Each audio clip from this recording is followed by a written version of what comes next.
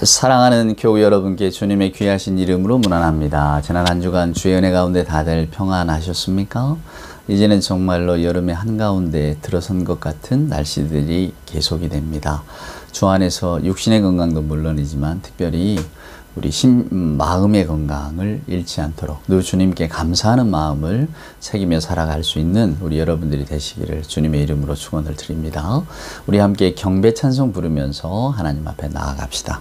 찬송가 85장 9주를 생각만 해도 이렇게 좋거든. 우리 1절과 5절 함께 찬송할까요? 구주를 생각만 해도 이렇게 좋거든. 주 얼굴 배울 때에야 얼마나 좋으랴.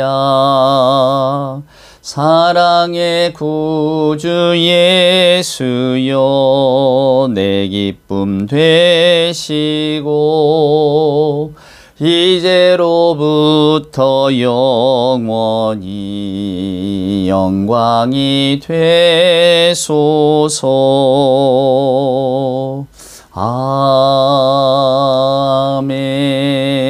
아멘.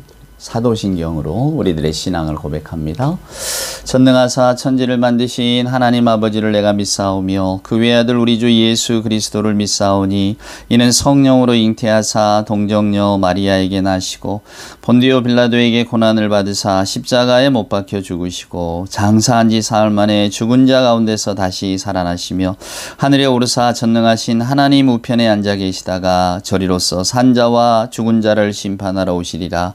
성령을 믿사오며 거룩한 공예와 성도가 서로 교통하는 것과 죄를 사하여 주시는 것과 몸이 다시 사는 것과 영원히 사는 것을 믿사옵나이다. 아멘. 우리 교독문, 오늘은 교독문 22번입니다. 시편 37편에 있는 말씀, 찬송가 뒤에 있는 교독문 22번 우리 한 절씩 교독할까요? 악을 행하는 자들 때문에 불평하지 말며 불의를 행하는 자들을 시기하지 말지어다. 그들은 풀과 같이 속히 배임을 당할 것이며 푸른 채소같이 쇠잔할 것이미로다. 여호와를 의뢰하고 선을 행하라. 땅에 머무는 동안 그의 성실을 먹을거리로 삼을지어다. 또 여호와를 기뻐하라. 그가 내 마음의 소원을 내게 이루어 주시리로다. 내 길을 여호와께 맡기라. 그를 의지하면 그가 이루시고 내 의를 빛같이 나타내시며 내 공의를 정오의 빛같이 하시리로다. 여호와 앞에 잠잠하고 참고 기다리라.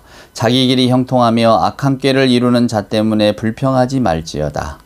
분을 그치고 노를 버리며 불평하지 말라. 오히려 악을 만들 뿐이라. 아멘.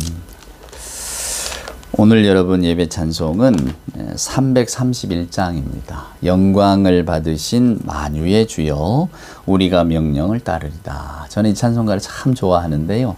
찬송가가 길기 때문에 오늘 1절만 함께 찬송합시다. 331장입니다.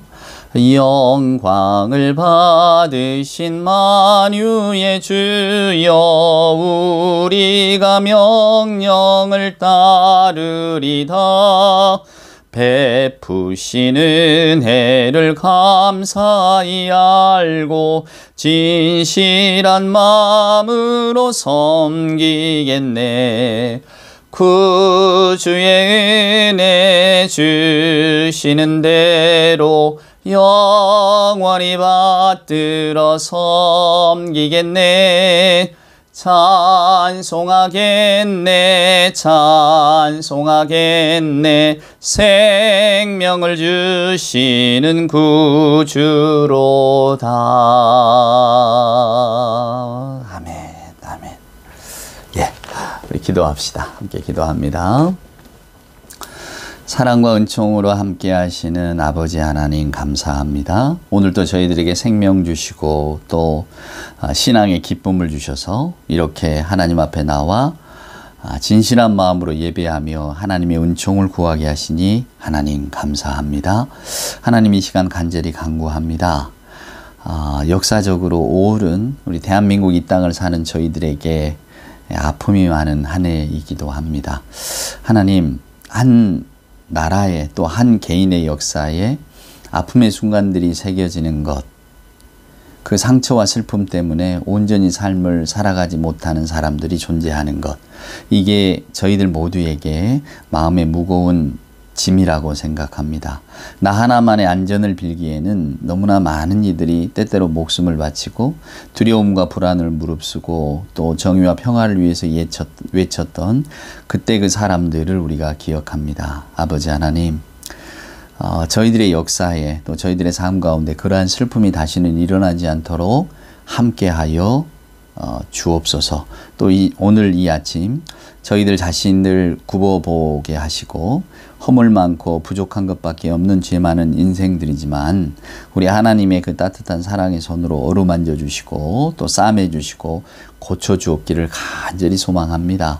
저희가 몸담고 살아가는 이 나라, 교육이 제대로 되고 모든 것들이 경제, 사회, 정치 분야에서 모든 것들이 다 온전하게 아름다운 길을 걸어갈 수 있도록 주님 함께하여 주시옵소서. 하나님의 뜻을 헤아리며 살고 싶지만 하나님의 뜻을 알고도 그렇게 행하지 못하는 비겁함이 저희들에게 있사오매 이 시간 생의 용기를 주시고 하나님이 기뻐하시는 삶을 살아갈 수 있도록 주님 함께하여 주옵소서. 오늘도 갈급한 심정 말씀을 듣기 위해 나왔습니다. 하나님의 생명의 말씀 가운데 빛을 발견하게 하시고 그 말씀을 받아 마심으로 시원하고 상쾌해진 마음으로 우리의 생애 현장으로 돌아갈 수 있도록 주님 도와주시옵소서. 우리 구주 예수님의 귀하신 이름으로 간절히 기도드리옵나이다. 아멘. 오늘 우리가 함께 묵상할 하나님의 말씀은 오늘의 시편입니다. 여러분 시편 18편 한번 보시겠어요? 여러분 좋아하시는 찬송과도 연관이 되어 있는 1절입니다. 나의 힘이 되신 여호와여 내가 주를 사랑하나이다. 여호와는 나의 반석이시오 나의 요새시오 나를 건지시는 이시오 나의 하나님이시오 내가 그 안에 피할 나의 바위시오 나의 방패시오 나의 구원의 뿌리시오 나의 산성이시로다. 내가 찬송받으실 여호와께 아뢰리니 내 원수들에게서 구원을 얻으리로다. 아멘. 예, 3절까지 읽었습니다. 저는 어려서 제가 가지고 있는 가장 좋은 기억 중에 하나가 신나는 기억이죠. 저희 그 여름방학이 되면 항상 할아버님 댁을 놀러를 갔습니다. 그래서 한 2주 정도 늘 거기서 놀고 오곤 했는데요. 제가 살던 고향에는 없던, 그 마을에는 없던 그 작은 산이 뒤에 있고 또 그 개울을 따라서 이렇게 올라가면 그 물이 졸졸졸 흐르는, 근데 어느 해인가 그 동네 형들하고 다 같이 모여서 가재를 잡으러 올라간 적이 있었어요. 그래서 그냥 이 산 하나를 조그맣게 빙그렇게 돌아 내려오면서 가재를 이렇게 잡아 내려왔던 기억. 근데 그 가재들이 다 돌틈에 숨어 있잖아요. 그러니까 그 돌을 들추면서 이제 이 가재를 잡던, 아마 저한테 가장 신나는 기억, 또 다시 돌아가고 싶은 유년의 한때가 어디냐 그러면 저는 그날로 가고 싶어요. 정말 즐거웠나 봐요. 지금도 어디에 뭐 가재가 있다 그러면은 좀 잡아보고 싶고 가고 싶고 그래요. 어릴 적 그 기억 때문에 그렇죠. 여러분의 좋은 기억은 뭐였나요? 예, 제가 오늘 이 성경을 읽으면서 이 가재 이야기를 왜 드리냐면, 우리가 성경은 어떻게 읽어야 할까? 우리가 시편 1편에 보면 여러분, 그 하나님의 말씀을 주야로 묵상하는 자가 복이 있다 그러잖아요. 이 묵상이라고 하는 단어, 히브리 단어 자체가 하가라는 건데, 그게 마치 이렇게 뼈에 붙어 있는 살점을 뜯듯, 그러니까 개들이 뭐 뼈다귀를 이렇게 계속 뜯고 놀듯이, 그러니까 말씀도 그렇게 뜯어야 된다는 게, 묵상하다는 게 가만히 누워서 혹은 뭐 이렇게 생각하면서 이게 아니고, 마치 개가 계속 그 뼈다귀를 살펴보고 뜯고 묻어놨다가 또 뜯고 하듯이, 예, 그렇게 말씀을 봐야 된다는 겁니다. 저는 오늘 또 새로운 비유를 여러분께 드려요. 마치 우리가 저 돌틈에 뭐가 있을까? 그래서 한번 이 가재를 잡는 심정으로 돌을 이렇게 조심스럽게 들추는, 그러면서 거기에 온통 집중하잖아요. 왜냐하면 흙탕물이 일어나고 집중하지 않으면 가재가 어디로 도망갈지 모르니까 그냥 아주 숨을 죽여서 조심히 들고 그걸 아주 뚫어져라 본단 말이에요. 예, 그런 마음으로 성경을 보셔야 됩니다. 이제 이런 이야기를 드리려고 해요. 오늘 우리가 읽은 이 말씀은 찬양으로도 유명하잖아요. 나의 힘이 되신 여호와여 내가 주님을 사랑합니다. 뭐 여러분도 좋아하시죠? 저도 좋아합니다. 근데 이게 다윗의 시편이거든요. 근데 요 다윗이 많은 시편 가운데 시편 150편 가운데 적어도 3분의 1 이상이 다윗의 시편인데, 학자들에 따르면 다윗이 맨 처음으로 하나님을 제가 사랑합니다. 이런 고백을 한 시편이래요. 그러니까 다른 편에 보면 이 사랑한다는 고백이 안 나오는데 다윗이 맨 처음으로 하나님 내가 하나님을 사랑합니다. 이제 이런 고백이 나오는 그런 시편이라 이게 의미가 있다. 이런 말씀들을 하더라고요. 근데 저와 여러분이 무언가를 이제 배우고 또 뭐 익힌다고 하는 것, 제가 아까 말씀드린 것처럼 가재 찾듯이 돌을 들추는 그런 심정이라면 이 시편, 이 18편도 그 찬양에도 있고 나의 힘이 되신 여호와여 내가 주님을 사랑합니다. 그렇지, 우리가 주님을 사랑하지. 이렇게 넘어갈 말씀이 아니라는 겁니다. 한번 살펴보십시다. 자, 시편 18편을 여는 그 장면에 보면 어떤 말이 나오냐면 맨 위에요. 1절 시작하기 전에 뭐라고 돼 있냐면 이제 여호와의 종 다윗의 시 이렇게 되면서 마지막에 보면 다윗을 그 모든 원수들의 손에서와 사울의 손에서 건져주신 날에 다윗이 이 노래의 말로 여호와께 아뢰어 이르되 이렇게 되어 있습니다. 이게 다윗이 사울에게서와 원수들에게서 쫓겨나던 그것에서 벗어나서, 그러니까 모든 고통에서 벗어나서 하나님께 올린 감사와 찬송의 시다, 이제 그런 뜻입니다. 우리가 3절까지 읽었습니다만 4절에 보시면 사망의 줄이 나를 얽고 불의의 창수가 나를 두렵게 하였으며 수월의 줄이 나를 두르고 사망의 올무가 내게 이르렀도다. 내가 환난 중에 여호와께 아뢰며 나의 하나님께 부르짖었더니 그가 그의 성전에서 내 소리를 들으시며. 무슨 말입니까? 죽을 것 같아서 내가 하나님께 엎드렸더니 하나님이 나를 살려주셨다, 그 말입니다. 예, 아주 문학적인 표현이 나오죠. 그러니까 우리가 다윗의 일생을 이렇게 돌아보면 참 다윗 힘들었겠구나. 그리고 여기 오늘 말한 것처럼 원수들과 특별히 사울이라고 하는 사람의 이야기가 나오잖아요. 우리가 사무엘 상하를 읽어보면 다윗이 이제 점점 사울의 손아귀에서 벗어나서 왕이 되는 과정, 그게 사무엘 상이고, 이제 사무엘 하는 이제 다윗이 이제 왕이 돼서 다스리던 때를 이야기하는데요. 그러니까 우리가 그 고민하는 것들, 저와 여러분이 생각할 때에 다윗의 삶이 어땠길래 다윗은 이렇게 시편 23편 같은, 혹은 뭐 다윗의 어떤 이런 너무나 아름다운 이런 시편들, 저희들이 볼 때 감동의 어린 이런 시편들을 하나님 앞에 지어 올릴 수 있었을까? 저는 그것이 마치 진주 같다고 생각해요. 진주도 원래 그 조개의 어떤 상처에서 나온다고 하잖아요. 그러니까 상처 입은 사람이었던 거고, 죽음의 공포에 늘 시달렸던 사람이었던 거고, 항상 정말 그 절망의 순간들을 많이 겪었던 사람, 사망의 음침한 골짜기라고 표현하고, 시편 23편에서는 오늘 여기 보면 사망의 줄이 나를 얽고 불의의 창수가 막 큰 물이 나를 두렵게 하였다. 또 수월의 줄이 나를 두르고, 마치 이 죽음이 줄이 나를 빙빙빙 두르고, 뭐 이런 이야기를 하는 걸 보면 다윗의 삶이 정말 얼마나 힘들었을까. 아마 여러분 가운데도 맞습니다. 저도 한때는 이 수월의 줄이 나를 두른 것 같은 때가 있었습니다. 사망의 음침한 골짜기를 제가 걸었던 적이 있었습니다. 불의의 창수가 나를 두렵게 하던 적이 있었습니다. 이런 고백들을 아마 하실 수 있을 겁니다. 우리가 살면서 한두 번쯤이야 죽음의 고비를 다 넘기고 또 죽을 것만 같았던 상황들을 직면하지 않은 사람이 누가 있겠습니까? 근데 오늘 특별히 여기 보면 이름이 적시되어 있으니까 사울이라는 이름이 적시되어 있잖아요. 사울이 누굴까? 사울은 누군데 다윗을 이렇게 죽이려고 했을까?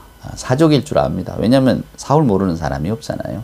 근데 저도 이렇게 사울의 일대기를 이렇게 읽어보면 좀 슬픈 구석이 있어요. 여러분 성경에는 나와 있지 않지만 저희들이 사울이 왜 다윗을 죽이려고 했을까라고 보면 사울은 평생을 신경증에 시달린 사람이에요, 여러분. 이게 우리가 무드 디스오더라고 하는데 기분장애입니다. 흔히 말하는 우울증. 사울은 우울증과 조증이 겹친 사람 같아요. 그리고 나중에는 이제 사무엘의 환상도 보잖아요. 환상도 보고 환청도 보고. 이게 이제 정신분열로 가는 지름길이거든요. 과정이에요, 과정. 그러다가 이제 분열로 들어가게 되는데, 성경은 물론 그런 의학적인 진단을 내리질 않으니까. 그러나 사울의 이렇게 삶을 들여다보면 이게 정신병적 징후가 많이 보이는 사람입니다. 우리가 사울이 왕이 됐을 때 처음에 이스라엘에 왕이 없었잖아요. 근데 이스라엘 사람들이 가나안 땅에 들어가서 가나안 사람들과 더불어 살다 보니까 우리도 일사불란한 조직이 있어야 되겠다, 이 생각을 한 겁니다. 왜냐하면 옛적에는 분쟁이 나면 무조건 싸우고 빼앗고 죽이고 이런 거잖아요. 근데 이스라엘은 12지파이기 때문에 수는 많아요. 근데 하나로 이 사람들을 결집할 힘이 없기 때문에 각각 싸워야 된단 말이에요. 그러니까 이웃에 있는 다른 민족들이 좀 우습게 봐. 쟤들은 뭐 수는 많은 것 같은데 연합이 안 되니까 그냥 우리가 각계격파해 버리면 돼. 그러니까 시비가 붙고 뭔가 싸움이 붙어도 하나로 힘이 응집되지 않으니까 이게 아주 약해 보인단 말이에요. 그러니 이스라엘 사람들 입장에서는 당연히 우리에게도 왕이 필요합니다. 결국은 우리의 어떤 그 조직을 하나로 만들 그리고 그 강력한 힘을 가지고 이제 이웃 나라에게 해를 당하지 않을 그런 권력이 필요합니다. 이렇게 말한 거였거든요. 근데 하나님께서는 그러한 것들을 기뻐하지 않으셨지만, 그러나 이스라엘 백성들이 원한다면 그걸 허락을 하십니다. 다 똑같아요, 여러분. 에덴의 동산에서 하나님께서 아담과 하와에게 그 선택의 자유의지를 주셨듯이, 하나님은 여러분 우리를 꼭두각시처럼 조종하는 분이 아니십니다. 이걸 우리가 놓치시면 안 돼요. 하나님은 저와 여러분에게 무한한 자유를 주시는 분이고요. 그 선택의 의지를 가지고 저와 여러분이 어떤 길을 선택하든지 간에 네가 내 길을 선택하라고 엉뚱한 길로 갔어? 그럼 너는 망하도록 내가 내버려 두마. 우리 하나님도 그런 분도 아니세요. 끝까지 우리 옆에 함께 계시고 우리가 올바른 선택을 할 수 있도록 계속해서 우리를 깨우치는 분입니다. 물론 어리석은 자는 끝까지 이 깨우침을 따라가지 못하고 자기 욕망, 자기 욕심을 따라서 살다가 엉뚱한 길로 가기도 하지만, 많은 분들은 또 하나님의 도우심을 알기에 또 돌아선단 말이에요. 우리가 그래서 나이가 들어갈수록, 연륜이 깊어질수록 신앙도 깊어진다는 표현이 여기서 나오는 말입니다. 저나 여러분도 젊어서 우리가 알지 못하던 어떤 그 신앙의 깨달음들이 나이 들어가면서 있잖아요. 우리가 어찌 지금껏 살아오면서 하나님의 뜻에 합당한 선택만을 했겠습니까? 하나님이 기뻐하시는 길만을 걸어왔겠어요? 우리도 내 유익을 위해서라면 거짓말도 하고 이렇게 막 지탄받을 만한 일은 아니어도 세세하게 그저 남들이 알면 좀 부끄러운 일도 하고 다 하면서 여기까지 온 거 아닙니까, 여러분? 우리들의 어떤 그 작은 잘못들을 들추면 얼마나 헤아릴 수 없는 그 잘못들이 많이 있겠어요? 근데 그럼에도 불구하고 하나님은 끝까지 우리를 참아주시고 견뎌주시고 또 선한 길로 붙들어주시고 인도해 주셨으니까 오늘날 우리가 여기까지 온 거 아닙니까? 아마 우리가 주님 나라 갈 때까지 하나님 우리를 붙들어 주실 겁니다. 그 확신이 있는 거죠, 우리에게는. 그죠? 그래서 우리는 하나님의 길을 선택을 할 때에 이게 정말로 내 유익인가 하나님의 길인가. 그러나 대부분 우리는 내 유익을 선택하지만 나중에 깨닫고 이거 하나님 앞에 제가 좀 더 신실하게 살 것을 다 이렇게 후회하며 살잖아요. 예. 이스라엘 백성들도 마찬가지입니다. 언제나 성경을 읽어보면 그들은 하나님과 정반대의 길을 선택할 경우가 굉장히 많았어요. 그래서 고통을 당하고 힘들기도 하지만, 그러나 구원은 하나님의 손에 있는 것처럼 하나님이 끝까지 이스라엘 백성들을 놓지 않으시고 선한 길로 계속 돌려주셨거든요. 이게 하나님께서 하시는, 우리와 더불어 살아가시는 하나님의 자유의지이셔요. 그러니까 이스라엘 백성들이 왕을 원한다? 하나님은 왕을 원치 않는다? 사무엘도 하나님께서 그건 원하시는 게 아니다. 그래도 이스라엘 백성들이 하도 왕을 원하니까 좋아, 그렇다면 너희들 자유의지대로 우리가 왕을 허락해 주마. 이게 그러면서 이제 생겨난 게 이제 사울이라고 하는 왕 아니겠어요? 근데 사울은 아시는 대로 베냐민 지파입니다. 12지파 가운데 가장 작은 지파예요. 물론 베냐민 지파 가운데 기스의 집안 아들이었으니까, 기스는 이제 베냐민 지파 속에서 그래서 꽤나 힘이 있는 부족인데, 그러니까 나름대로 베냐민 지파에서는 힘께나 쓰는 집안의 아들이었어요. 근데 성경을 읽어보면 기골이 장대하고 키도 보통보다 머리 하나가 더 있고, 그러니까 미남자죠. 잘생긴 남자, 멋진 남자입니다. 근데 사울이 처음에 왕이 되고 왕으로 사울이 됐다는 소식을 알리고 찾으려고 할 때 막 숨거든요. 그러니까 좀 내면은 그렇게 강인한 사람이 아니었던 모양이에요. 그리고 이제 첫 번째 전투에 나가서 사울이 이깁니다. 그러면서 이제 어떤 그 이스라엘 사람들의 신임을 많이 얻게 되죠. 근데 사울이 보면 지도자감은 아니었던 것 같아요. 제가 마음이 약했다 그랬잖아요. 그러니까 매사가 불안한 겁니다. 두렵고. 여러분, 옛적의 전쟁이라고 하는 것은 왕이 나가는 거잖아요. 왕이 뒤에서 이렇게 앉아서 병사들만 내보내는 게 전쟁이 아닙니다. 그래서 물론 사울도 나중에는 결국 전쟁터에서 죽지만, 우리가 잘 아는 이스라엘의 개혁을 이끌었던 요시야라고 하는 왕도 전쟁터에 나가서 죽거든요. 그러니까 왕이라고 하는 건 모범이 돼야 되기 때문에 먼저 군사들을 이끌고 전장터에 나가 있어야 그게 왕입니다. 그래서 여러분, 사무엘하 11장을 읽어보면 다윗이 왕위에 올라서 한창 전쟁 중인데 전쟁에 안 나가요. 그러면서 이제 밧세바를 취하는 사건이 나오는데, 거기 보면 다윗이 이제 엉뚱한 길로 가기 시작했구나. 왕이면 모범을 보여야 되는데 병사들만 내보내고 요압, 우리야 이런 장병들만 내보내고 자기는 왕궁에 있었구나. 그걸 성경이 지금 날카롭게 꼬집고 있는 거구나. 그랬기 때문에 밧세바와 같은 사건이 일어난 거구나. 이렇게 우리에게 들려주고 있는 거예요. 그러니까 그 사건을 보면서 우리가 그래, 처음 마음을 끝까지 간직하기도 참 어렵구나, 이런 생각들을 하게 되는 거죠. 다윗이 원래 젊었을 때는 안 그랬잖아요. 근데 나이가 들고 편안해지니까 또 엉뚱한 생각, 엉뚱한 선택을 하고, 그래서 그것 때문에 큰 고통을 당합니다. 다윗은 이 모든 것들을 온몸으로 견뎌낸 사람이에요. 오늘 이제 이 사울의 이야기도 마찬가지고. 그래서 사울이 병약하고 또 심약하니까 그 불안을 견딜 수가 없는 겁니다. 전쟁에 나가면 죽을지도 모른다는. 그러니까 전쟁이 끝나고 돌아오면 또 다른 전쟁이 기다리고 있잖아요. 고대 세계는 전쟁이 늘 빈번했으니까. 그러니까 가만히 있으면 이 불안을 견디지를 못하는 겁니다. 그래서 다윗을 불러서 하프를 듣기도 하고, 그죠? 음악으로 치유하기도 하고. 그런 걸 보면 사울의 정신 상태가 굉장히 불안한 사람이었구나. 근데 나중에 이제 뭐 전쟁이 몇 차례 치르고 나서 사울이 죽인 자는 천천히지만 다윗이 죽인 자는 만만이다. 즉 다윗의 어떤 그 지위라든가 백성들의 신임이 다윗에게 가는 걸 보고는 이제 질투의 마음이 일어나서 그걸 견디지를 못하는 거죠. 시기하는 마음은 결국 남을 없애는 마음이거든요. 근데 시기의 마음이 이제 앞서기 시작하니까 사울이 다윗을 그냥 그 꼴을 못 보는 겁니다. 그래서 다윗을 죽이려고 무던히 애쓰잖아요. 음악을 듣다가 막 창을 던지기도 하고, 그래서 다윗이 다 그냥 식솔들 끌고 유다 광야로 도망가기도 하고, 또 끝까지 또 쫓아가잖아요. 자기가 직접 죽이겠다고. 그러다 죽임을 당할 뻔한 일도 만나잖아요. 배가 아파서 용변 보러 갔는데 그 바위 굴 속에 다윗이 뒤에 숨어 있었다고. 그냥 찌르면 죽는 건데, 또 다윗은 그걸 또 하나님께 맡기잖아요. 그 사울의 처리는 하나님이 하시는 것이 우리가 하는 게 아니라고. 그렇습니다. 이제 그런 광경들을 이렇게 에피소드를 보면서 우리는 다윗의 삶을 그려볼 수가 있고, 또 안타까운 사울의 삶도 그려볼 수가 있죠. 그러나 끝까지 사울은 다윗을 죽이려고 했던 사람입니다. 그러니까 다윗도 얼마나 그 왕의 그 추격이라든가 아니면 왕의 그 마음이 변치 않잖아요. 그러니까 그 마음을 품고 이렇게 도망가고 했을 때 얼마나 곤궁했을까. 그리고 실제로 죽음의 고비를 얼마나 많이 넘겼을까. 근데 그 고비를 넘기고 난 다음에 오늘 이제 이런 시편을 우리에게 지어서 보여주는 겁니다. 하나님께 올리는 기도문이지만 후대에 우리는 이 다윗의 어떤 그 삶을 이 기도를 통해서 보잖아요. 그때 이야기합니다. 나의 힘이 되신 여호와여. 다윗은 전쟁터의 사람이었으니까 2절에 보면 비유가 다 전쟁 비유가 나오는 겁니다. 나의 반석이고 요새고 나의 피할 바위시고 방패시고 이런 이야기가 나오는 겁니다. 구원의 산성이시고 다 이 군대 용어잖아요. 방패, 뭐 산성 이런 것들이. 그러니까 그만큼 하나님이 나를 어떻게 지켜주셨느냐, 이렇게 든든하게 지켜주셨다는 거예요. 수월의 줄이 나를 두르고 불의의 창수가 나를 덮쳐도, 나를 불안하게 해도 내가 그래도 견딜 수 있었던 것은 하나님이 나와 함께 하시고 하나님이 끝까지 나를 구원하신다, 나를 지켜주신다, 그 믿음을 가지고 있었다는 거예요. 그래서 오늘 저와 여러분이 이 시편을 읽으면서 무슨 생각을 해야 할까요? 그랬구나. 다윗은 죽음이 목전에 오는 순간에서도 항상 하나님을 신뢰했구나. 하나님이 나를 선하게 인도하실 거야 라고 하는 그 믿음을 갖고 있었구나. 그래서 오늘 우리에게 당신의 믿음에 대한 이야기를 들려주고 있는 거구나. 그런 거잖아요, 여러분. 우리 속담에 우리가 그냥 쓰는 문학적인 표현으로 이런 말이 있습니다. 길 가다 이모 만난 아이 하듯 한다고. 길 가다 이모 만난 아이 하듯 한다고. 그게 뭡니까? 다른 말로 하면 건성건성한다 그 말이에요. 여러분 한번 생각해 보세요. 내가 뭐 심부름을 가든 놀러 가는데 길에서 이모를 만났단 말이에요. 이모가 물을 거 아닙니까? 엄마 잘 계시냐? 뭐 할머니는 잘 계시냐? 물어보겠죠. 그러면 그 아이가 어머니가 어제 어디 가셨고 이렇게 이야기하겠습니까? 지금 빨리 지 볼일 보러 가야 되는데 놀러 가는 그 도중에 이모를 만났으니 다 건성으로 막 이럴 거 아닙니까? 표현이 재밌어서 저도 기억합니다.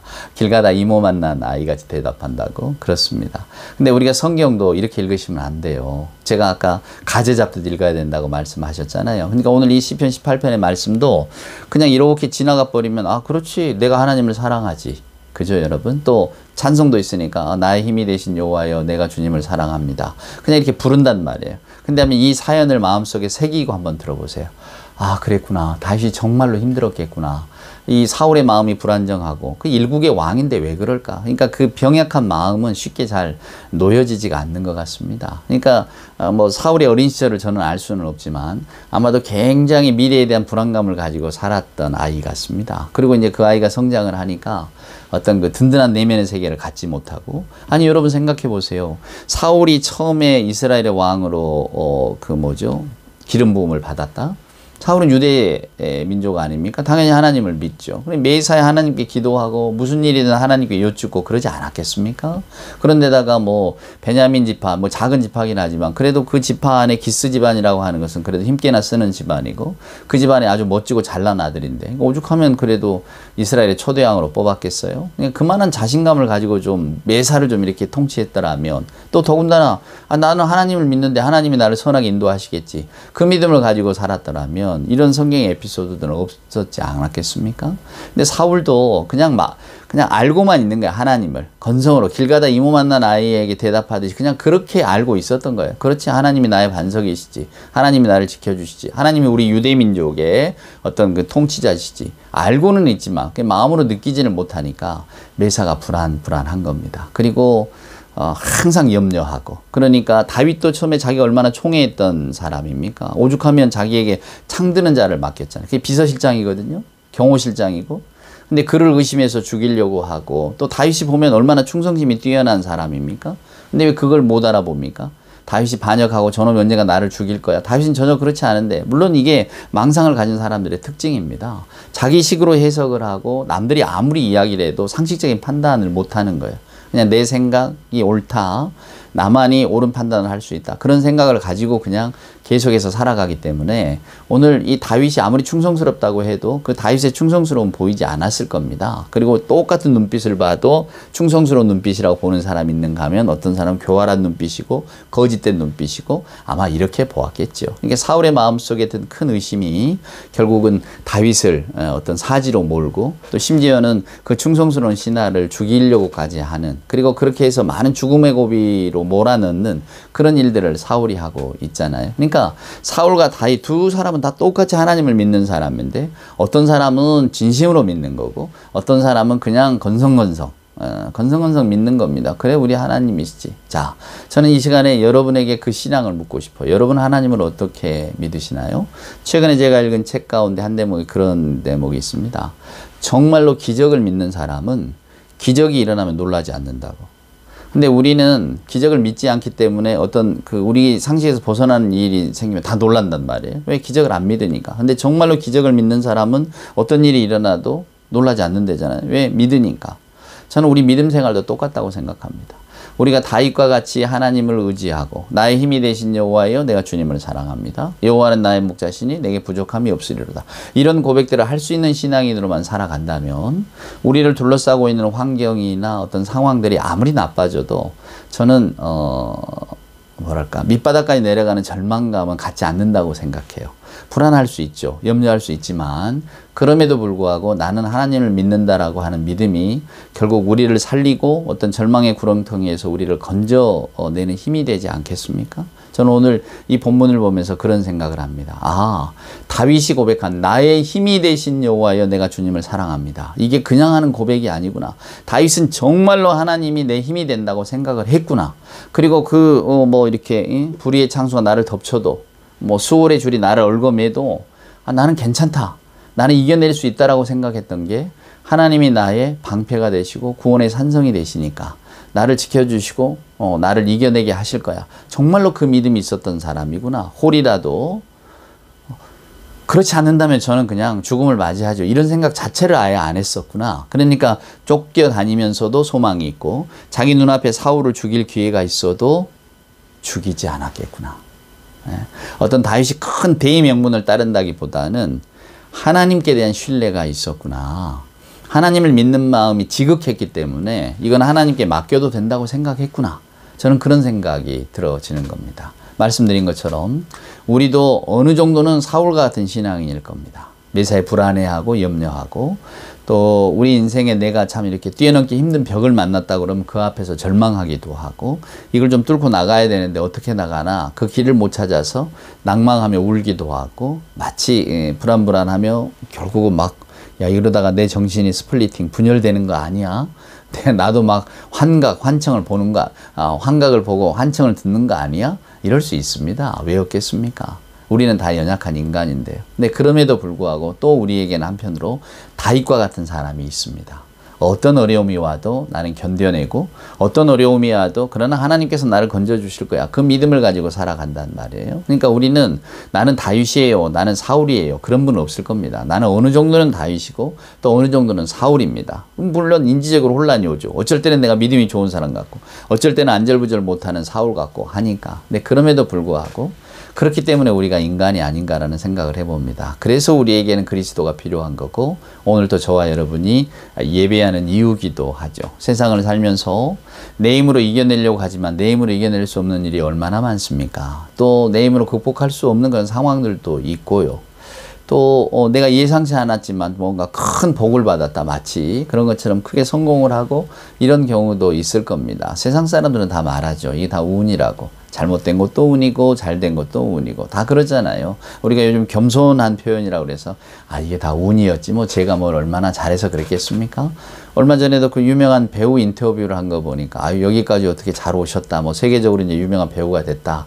그러니까 그 배우 대답이 그러더군요. 이게 다 운이었죠. 뭐 좋은 작품 만나는 게 다 운 아니겠습니까? 제가 뭐 실력이 좋아서 여기까지 왔겠어요? 이런 겸손의 표현이죠. 다 운입니다.